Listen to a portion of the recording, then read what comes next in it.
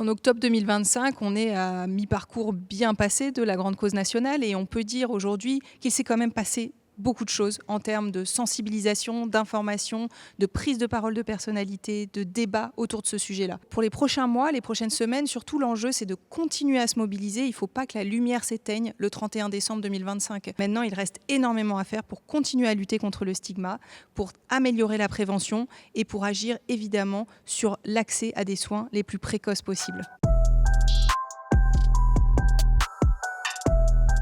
75% des troubles psychiques se développent avant l'âge de 25 ans. Donc l'enjeu de repérer le plus tôt possible le démarrage de ces troubles psychiatriques est extrêmement important.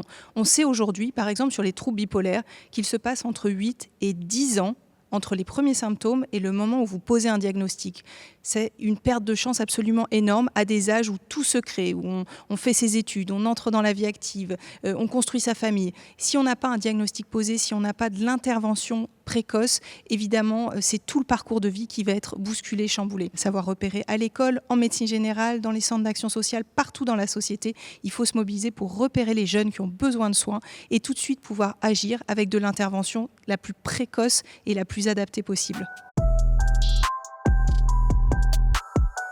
L'objet de la mission qui nous a été confiée au professeur Krebs, au docteur Baucher et à moi-même, c'est vraiment d'essayer de comprendre quels sont les dispositifs qui existent aujourd'hui sur le territoire, d'entendre les acteurs qui agissent sur le terrain auprès des jeunes pour essayer de comprendre comment améliorer les choses, mieux structurer ces filières-là, pouvoir repérer le plus tôt possible et embarquer un maximum d'acteurs pour que les jeunes puissent être pris en charge à la hauteur de leurs besoins. On sait qu'aujourd'hui, c'est 50% des jeunes qui ne sont pas pris en charge en matière de santé mentale.